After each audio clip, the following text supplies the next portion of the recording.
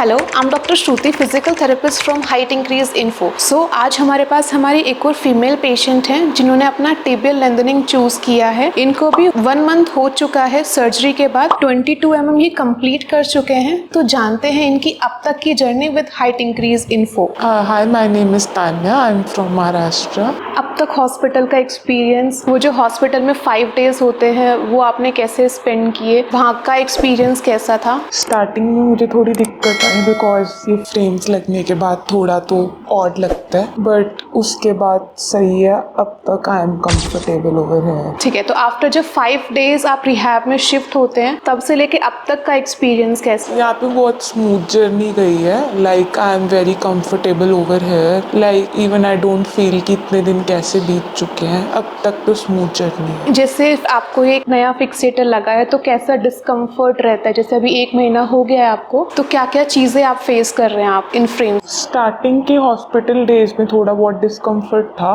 But हम इसके साथ यूज टू हो जाते हैं तो इतना डिफिकल्ट होता नहीं है। फिक्सेटर के साथ मैनेज करना हो जाता है इजीली। डेली एक्टिविटीज कैसे मैनेज करते हो आप? हो जाता है इजीली, अब आदत हो चुकी है फिक्सेटर। तो कोई पेन वगैरह? जैसे इनिशियली आप 5th 6th डे आप लेंथनिंग स्टार्ट करते हैं रिहैब में शिफ्ट होने के बाद, तो वो एक कैसा फेज होता है? लाइक आप जब 1 mm टर्न करते हैं, 1 mm जब शुरू करते हैं तो कोई पेन नहीं होता, बट कई बार थोड़ा बहुत मसल पेन हो जाता है, बहुत माइन्यूट जो मैनेजेबल होता है। और मतलब अच्छा ही लगता है हर रोज 1 mm इंक्रीज होते हुए हाइट। और ओके, तो जैसे रिहैब में क्या क्या फैसिलिटीज आपको प्रोवाइडेड हैं यहाँ पे? यहाँ सब कुछ बहुत अच्छा है। 24/7 आवर केयर टेकर्स हैं, नर्सिंग स्टाफ, फिजियो के बारे में आप क्या कहना चाहेंगे यहाँ पे? क्योंकि एक फिजियो बहुत मेन पार्ट होता है ड्यूरिंग लेंथनिंग। फिजियो बहुत अच्छा है। 2 times a day होता है, उससे रेंज ऑफ मोशन अच्छा बना रहता है। Like I am satisfied with physio sessions. थोड़े बहुत पेनफुल होते हैं कभी कभी, बट इट्स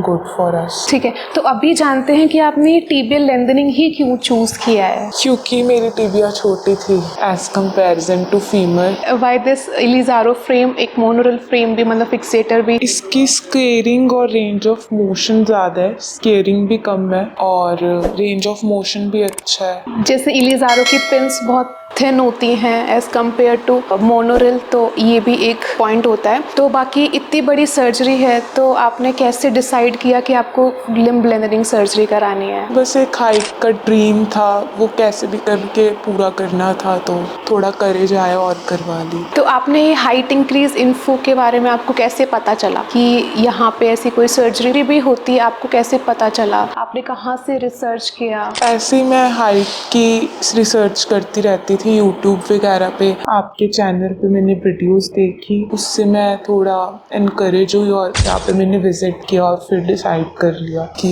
करवानी है सर्जरी। अभी कितना लंबा टाइम हो गया आपको सोचते हुए, मतलब ये सर्च करते हुए कि आपको ये सर्जरी करानी है? 2 years तो हो गए थे मुझे रिसर्च करते हुए। फिर आप यहाँ पे कंसल्टेशन के लिए आए, बाकी पेशेंट से भी मिले आप यहाँ पे आके, फिर आपको थोड़ा सेटिस्फेक्शन हुआ कि आप ये सर्जरी के लिए जा सकते हैं। ओके, क्या क्या प्रिकॉशंस आपने लिए? मतलब ये सर्जरी काफ़ी बड़ी सर्जरी है, तो इससे पहले आपने क्या क्या चीज़ें की? एक तो डाइट हेल्दी रखी, सब कुछ मतलब बाकी जो हैम्पर करते सर्जरी में सब कुछ बंद कर दिया और अपनी एक्सरसाइज वॉकिंग वगैरह कंटिन्यू रखी ताकि मसल्स में दिक्कत ना आए आगे जाके। तो जैसे एक सर्जरी बहुत बड़ी चीज़ है, तो उससे पहले कोई डर था मन में कि इतनी बड़ी सर्जरी के लिए आप जा रहे हो, कैसे होगा, क्या होगा? स्टार्टिंग में डर होता है क्योंकि ऑफ कोर्स इतनी बड़ी सर्जरी है, बट एक बार हो जाती है उसके बाद पॉजिटिव होते जाते हैं। जैसे आप लेंथनिंग करते हो, आप देखते हो कि चीज़ें बहुत इजी हो रही हैं, तो चीज़ें नॉर्मल होती रहती हैं। तो बाकी जो कोई कराना चाहता है, आप उनको कुछ एडवाइस करना चाहोगे कि वो क्या करें? मतलब किस किस चीज़ों का मेनली ध्यान रखना चाहिए आपको? अच्छे से रिसर्च करें और करेज लाएं क्योंकि it's gonna be a tough days.